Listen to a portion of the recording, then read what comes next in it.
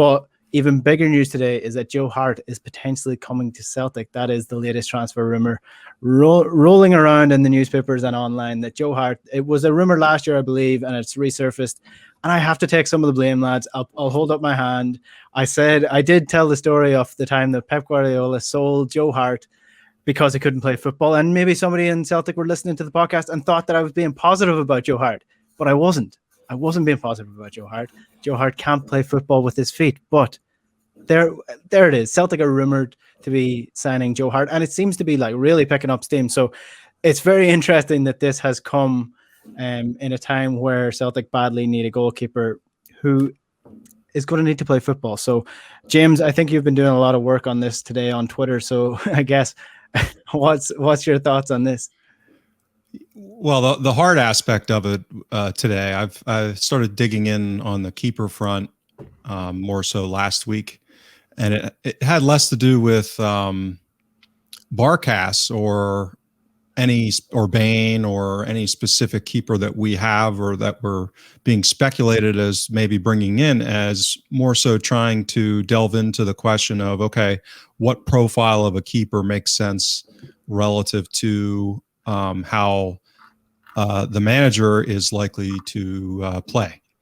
And so that was kind of my initial question. And when I started really diving into that from an analytical perspective and asking questions within that context, I didn't know. Like, that's the point. I didn't have a strong feeling one way or the other relative to the relative importance of ball playing skills, let's call it non-shot stopping aspects of keeper play, right? So the response I've gotten is being bombarded with people saying, well, the keeper's primary, first, most important job is keeping the ball out of the net, or shot stopping. I think that's how most people were thinking of it. And that's intuitive. That's, sometimes consensus thinking is logical and true.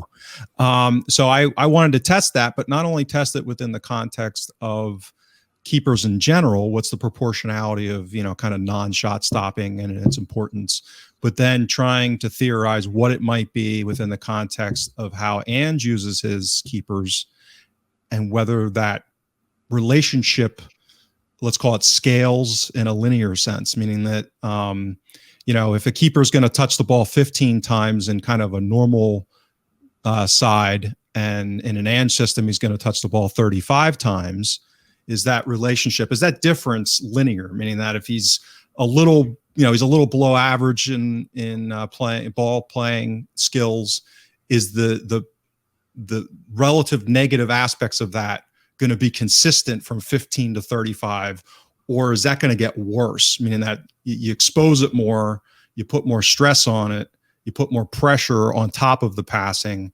Is that going to end up turning into a bigger problem than you might think, just because the keeper may not be great with his feet, so to speak, playing in a system that's not Ange's?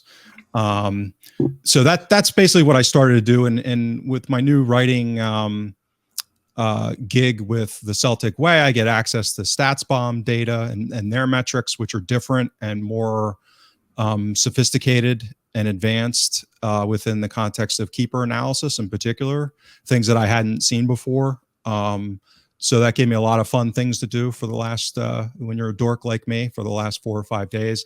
And a piece I wrote for the Celtic Way was less so. I'm not making an argument for Barkas. I'm not making an argument for Bain. I am making an argument against Hart, but or I will. But it's more so, okay, this is what this profile probably suggests, and what kind of keeper you're going to get. And if you can't get Manuel Neuer, who's a good shot stopper and a really good sweeper keeper, or you can't get Ederson from Man City, I mean, we kind of start at that level, and then you work your way down. And the question is, okay, what relative balance between shot stopping and all this other stuff, and what's the relative importance? Because you're not going to get optimal, most likely. Yeah. So that's basically what I've been working on. And I don't have access to all of the kind of data that I'd like on Hart. So I don't know. I mean, you say he's terrible with his feet. He's not a good ball player. I wasn't watching English football at that time. I don't know enough about him anecdotally, so I can only go off of what I see more so in Y Scout, which is more limited. But from what I've seen so far, the profile doesn't seem to fit with what I would want.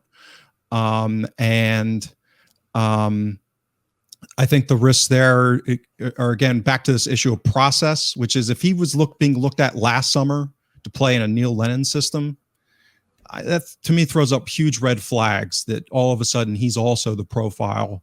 Like they're mutually exclusive. Like the guy, Fraser Forster is not the profile.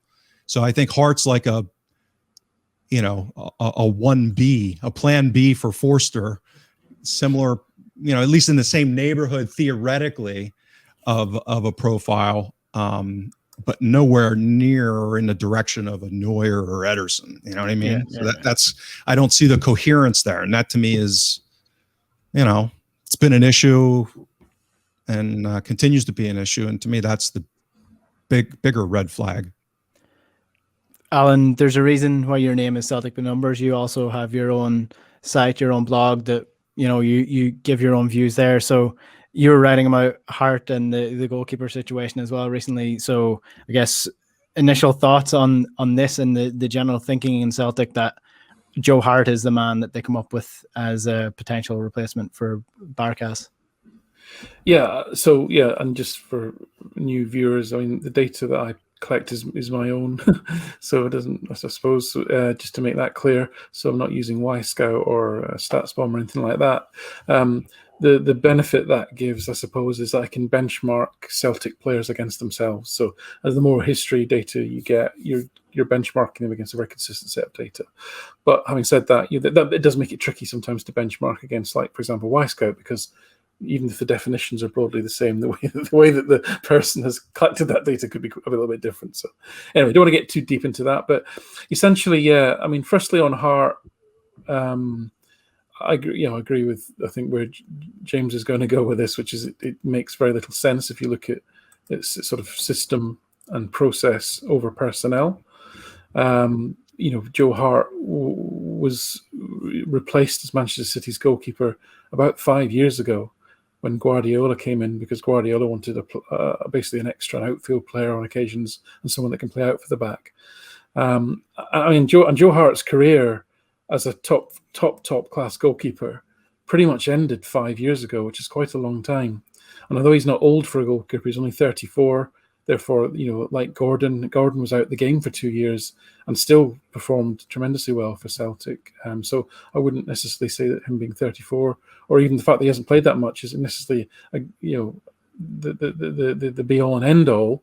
The point is that both for England, for whom he has 75 caps, and for Manchester City, for whom he won a lot of trophies and was the first choice goalkeeper for many years, his form kind of collapsed around about that 2016 period, culminating in the goal that he conceded against Iceland in the European Championships.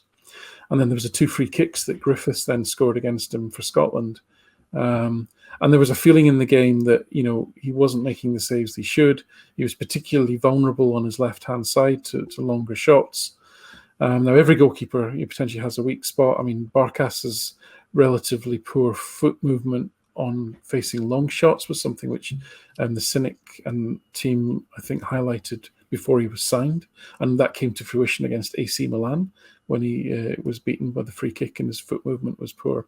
So, but what was I suppose a bit more incredible with Hart, from being Manchester City, the top club in England and England's number one, his career literally collapsed 5 years ago, and it hasn't recovered, other than some loan appearances for various sides. So even for that reason alone, it's an incredibly odd direction to go in. I mean, other than, there might be a sort of Moneyball angle that says this guy's been undervalued for 5 years. He was clearly brilliant 5 years ago. Now no one wants him. Maybe we've got a bargain. I could almost kind of understand a little bit of that thinking, I suppose. But again, I'm an evidence-based guy, and I can't see the evidence that you'd fit into Postecoglou's style, or that even at a most basic fundamental goalkeeping competency level, that he's the direction that Celtic should go in, and certainly not probably from a cost effectiveness level. Yeah, this is the Huddle Breakdown. Do get involved in the comments. There's a couple of comments coming in already. Mazar Yousaf is saying that Joe Hart is not the answer, arguably not as good as Foster. Between the years of 2010-15, both have similar frames for their contracts. Both Forster, but Forster is on a higher weekly wage. Both have poor distribution. Yeah, I'd probably agree with all that. Mark O'Brien is saying that we need 2 keepers at least, expecting tonight to be Eddie's last game too. Probably is looking by the transfer rumors around him, and Brighton Hove Albion seems to be the club that he's going to. In terms of Joe Hart, I mean, where I stand on him is just, it just seems incredibly lazy. It seems like the guy, whoever is doing the scouting or whoever is doing the searching for these players, seems to be living in the year 2010. I mean, we're looking at, Fraser Forster coming in first. And I mean, he was good back 10 years. We're talking 10 years ago. This is a different decade of football. It's a completely different thing. I mean, what do we like Joe Hart? We're seriously thinking that Joe Hart, who was England's top goalkeeper 10 years ago. And Alan, I know you mentioned that he was at City 5 years ago. He was on decline then. He was still, there was challenges coming in from other keepers for England's goal place. And I'm just like, is this guy just a Celtic da here that's picking out the whatever players that seems to come to mind? Or is he actually looking at what Celtic need, what Ange needs? And it's incredibly frustrating for me, because Barkas is taking so much stick, right? Barkas is inevitably going to be dropped if he continues these performances. The fans have not taken to them. And the answer is Joe Hart, who cannot kick the ball. He was sold and kept out of the City team by a player who couldn't keep the ball out of the net, but Pep Guardiola refused to play him because he didn't suit the system. That's what we need. We need a keeper who's going to be able to play the system. We have to get past this idea of just getting these names in to fill a gap short term, because that's what Joe Hart is. Well, part of what I wrote about, and part of why I think this is so weird, is we're not just talking about Ange's system being like Pep Guardiola's, or that Celtic has the same competitive dynamics in the Scottish League as Manchester City does in the EPL. They don't. I mean, neither of those things are true. Ange's keeper play, his keepers in Japan touch the ball 30 to 35 times a game at least, as far as passes that they made. Ederson's are in the low 20s. Manuel, that's more than Neuer plays at Bayern Munich, which I documented.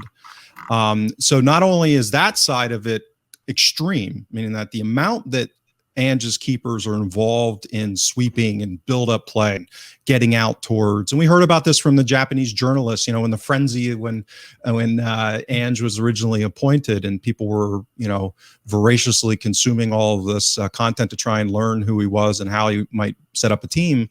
One of the things that some of the journalists in Japan were saying was, you're going to be blown away with how different he uses his keeper. So there's that aspect of it. But the second part of it is Celtic keepers just do not face many shots. It is inordinately low compared to most leagues and teams in leagues. So you're talking about 50%, 30% of what they're going to face at other clubs. So, for example, Hart, when he was at Burnley, he was decent shot stopping that season. That's the one season using the Y-Scout post-shot XG metrics. Again, all of Alan's points are valid. The data capture there is not, passed down from God as far as being accurate. But that was the one season out of his last 5 where he performed reasonably well on a shot stopping basis, meaning better than Barkas did last season. So if that's our threshold, right? The other 4, he did not, meaning that if you just look at kind of that shot stopping metric, he was worse than Barkas was last season at Celtic in those other 4 seasons at Torino and his other stops. He faced almost 6 shots a game in that season at Burnley. That's a level of activity that is triple what he's probably going to face, maybe a little less than triple what he's going to face as Celtic keeper. So there's a question about, activity. I mean, that could be a part of the problem that Barkas has had. It's just a different, how do you stay focused when you're basically standing, 70 yards away from the action, like Forster did most of the season in 1920, because we were a dominant team with a really good defense, and the ball just didn't get to him that much. So, and Barkas only faced about 1.8 shots in his league games last season. That is crazy low. So I think it's a logical question to ask, okay, if that's the composition here, 35 touches and playing sweeper keeper and a huge component of the manager's system versus facing maybe 2.5 shots a game on target over here, that's not the same as touching the ball 20 times over here and facing 6 shots. It just isn't. So how do you, and that's what I did. I did a lot of research and, trying to kind of build my own little model to look at how that might equate. And I think it's counterintuitive. And I think it's probably not what most people were thinking in that balance. And it's understandable that most people wouldn't think that way, because most people don't have a reference point for Ange's system. The fact that Barkas touched the ball 53 times against Bristol City in that friendly. I mean, that's 20 more than Forster had touched in the prior 5 seasons or 6 seasons. His record high was like 31, and Barkas exceeded that by 20 in one game in a friendly. I mean, there were games where Ange's keeper touched the ball over 70 times in Japan, right? So that's why I talk about the elasticity here as far as stress testing, right? So how's Joe Hart going to do if he touched the ball 70 times in a game? A lot of it being 30, 35, 40 yards away from his goal line. Looks like we might find out. My theory is that may not be ideal, and that might be as big, if not a bigger problem than Barkas having shot stopping problems. And that's not me saying I want Barkas. That's me saying that, the medicine for the disease might be worse than the disease itself. And like I.E. Duffy last season, that's Alan and I had an exchange earlier. It's not a perfect analogy. It's more so, we thought we had a problem defensively and thought that the solution and the medicine was Duffy last season. And I think the keeper problem is bigger. I think we actually do have a keeper issue this season, which is different. I didn't think we had that much of a defensive issue. I thought that was mostly hallucinated, and it was, the real problem was in midfield, not in the center back position. But the medicine kind of created a bigger problem than the supposed disease last season. And I think we face a potentially similar situation. And I cannot. The other part of this that I think is really worrying is I have a hard time coming to a conclusion that this is who Ange would pick, right? Like just happens that Ange picked an Israeli winger who happens to be the client of a certain agent. That it's just not feasible. The coincidences here. So the idea that Ange is getting a list of players and saying, I'll take what I can get because I'm dying for players and we have a huge problem here, versus if there's actually a process going on here where, hey, we've scoped out 4 players, 5 players that all fit your criteria. Which one is the one you prefer, which is how it probably should work, versus, hey, this is the old list that Nicky Hammond came up that brought up or made off to feed whatever Lennon was doing, and here's the leftovers and pick the best one. I mean, that the latter part sounds more plausible to me based off of what's going on, and that's what's the concern. I'm not saying it is, but where there's smoke, sometimes there's fire. Well, I've brought it up before. There was the interview with Ange when he arrived, talking about Liam Shaw. And he said in that interview that he was handed a list from the scouts of players. So I am working off evidence that we are working off an old list. We are not working off a new list of scouted players. So that's where, that's where the Aaron Hickey rumors cropped up again. That's where the Joe Hart thing's coming from again. So Iragidi, Starfelt. I mean, the only one who looks pretty clearly to have been Ange is Furuhashi. Yeah. And I'm thrilled with his son. I mean, that was the one that jumps out leaps and bounds. When you look at it from an analytical perspective, you say, my gosh, that makes clear sense. So it's not that, I want to be excited about what's going on. I want to see, good signings and coherent strategy. I want more for Ahashi and less Joe Hart. Let's put it that way. Before we move on, because Celtic do have a big Champions League clash in about an hour, 45 minutes. Alan, do you want to finish off on Joe Hart and the general transfers? And, we spoke about a rebuild and potentially director of football and maybe the importance of having all of them working in tandem. We don't have a director of football, so it seems that we're working off the old system that was always in place. Do you want to finish off on the transfers, your final point? Yeah, sure. I tend to think that depending on your sort of cognitive bias position, you'll choose to blame whoever you want to blame for whatever player Celtic signed. So if it's a good signing and you like Lennon, then you'll hooray Lennon. If it's a bad signing and you don't like Law, you'll blame Law. If it's a bad signing you don't like Desmond, you'll blame Desmond. And then that sort of thinking tends to fill the void of actually knowing what's going on. So what I try and do is look at the actual individual player and treat them on their individual merits, as in, does this signing actually make sense? And I believe, Starfelt for Ahashi, even the new right back, potentially Buta, that's being rumoured that we're going to sign, even Abada to an extent. Fits I can get the reasoning when you look at their attributes as to why the Postecoglou would want to sign them. So I guess I'm kind of okay with all of those. Yeah, I agree that the Joe Hart one doesn't make any sense by that rationale.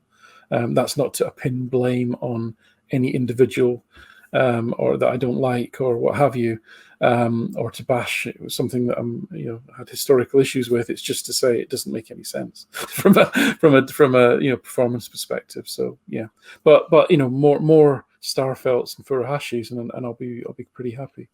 Yeah.